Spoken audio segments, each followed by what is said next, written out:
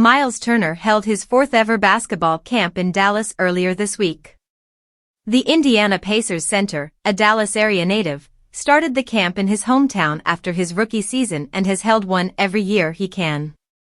The pandemic and national team obligations have interfered a few times, but it's a priority for the Pacers' big man.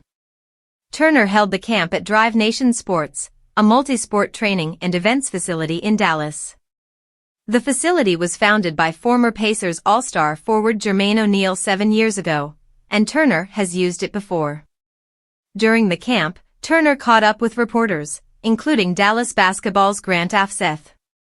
Turner had a lot to say about the camp, why he loves doing it, his hometown Mavericks, and more. For a lot of these kids, man, it's just inspiration. You see us on TV, but they actually see me in person working and whatnot, Turner told Afseth of why he enjoys being involved with campers. It does something more, it just makes them really actually believe they can do it a bit more as opposed to just thinking it's more far-fetched seeing it on TV. The 27-year-old added that he enjoys immersing himself in the experience. He participates in the drills with campers over the many hours of the camp, which is free to attendees. This coming week, Turner will host another camp, but the second one will be near Indianapolis. It will be the first time Turner has held such an event near where the Pacers play. I feel like kids get talked down to a lot, especially by their peers and sometimes their loved ones. It's just finding yourself.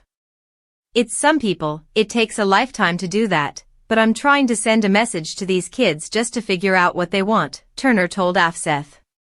The center has made it a point to teach interpersonal skills to his campers. It's more than just a basketball experience. They're kids and they're supposed to have fun with the game, but, come out here and just discover yourself, man.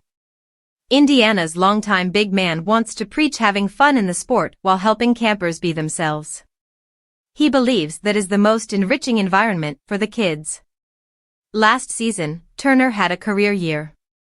He averaged a career high in both points, 18.0, and rebounds, 7.5, per game, and his efficiency was terrific. Indiana finished 35-47, but they were 29-33 when Turner was available. They were 6-14 otherwise. He will hope to build on that season next year, and he now has a longer, extended contract. He's tied to the Pacers through the 2024-25 season. His coach with the Pacers, Rick Carlisle, was present at Turner's camp as well. It was his second straight year attending, and he hopped over to Las Vegas to be with Pacers guard Tyrese Halliburton right after. Carlisle spends time with his players during the summer. It means a lot, man. Because he's a Hall of Fame coach and a basketball savant. When a mind like that, as someone who's won before and has been there, that type of knowledge is valuable to get passed down, Turner told Afseth of Carlisle being present at his camp. There's only so much I can see from my own eyes, so having him here and talking to the kids has them take it a little more serious. I'm glad that I have that support from him and the Pacers organization. All of Turner's thoughts on his camp, the Mavericks, Luka Doncic, and more can be read here. Former Phoenix Suns players Cam Johnson and Mikal Bridges will be representing the United States in the upcoming FIBA World Cup. USA Basketball is ready to compete in the upcoming 2023 FIBA World Cup, and two familiar faces for the Phoenix Suns will be donning the red, white and blue in an attempt to reclaim their title after Spain won 2019's rendition. Cam Johnson and Mikal Bridges are part of a 12-man squad that hopes to see the USA capture their third title in 4 tournaments. Both Bridges and Johnson were dealt to the Brooklyn Nets at the trade deadline in a massive haul that netted Phoenix the talents of Kevin Durant. Both players established themselves as fan favorites before settling into their new home. Johnson recently inked a massive 4-year, $108 million deal to stay with Brooklyn after initially being a restricted free agent, while Bridges took his scoring to new heights previously unseen in Phoenix.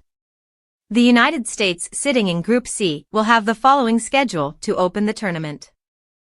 Ahead of the upcoming 2023-24 season, UCLA was mentioned more than once as a headliner in some of the biggest matchups that this writer wants to see.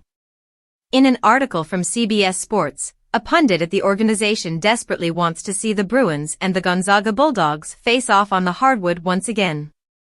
UCLA have faced off against Mark Few team more than a few times in the past couple of seasons, but the rivalry goes all the way back to 2006. Paired in the NCAA tournament that season, UCLA's men's team came back from down double digits in the final minutes to stun Adam Morrison and the rest of the Bulldogs, made only more painful by a Gus Johnson call to sum up the event. Heart Break City. Despite the earlier chapter in their history, the Bulldogs have been on the upper hand, especially in the big dance. After an improbable run to the 2021 Final Four from the first four bracket, UCLA was just seconds away from double overtime against Gonzaga when Jalen Suggs sent the Bulldogs to the national championship with an improbable bank shot three at the buzzer. Last season, Gonzaga's Julian Strawther etched his own name into the rivalry as he too hit a clutch three just seconds after UCLA's Amari Bailey gave the Bruins the lead in their recent March Madness clash. UCLA surely has revenge on their mind for recent history, and we agree with CBS Sports to add another chapter to the rivalry this season. Make it happen.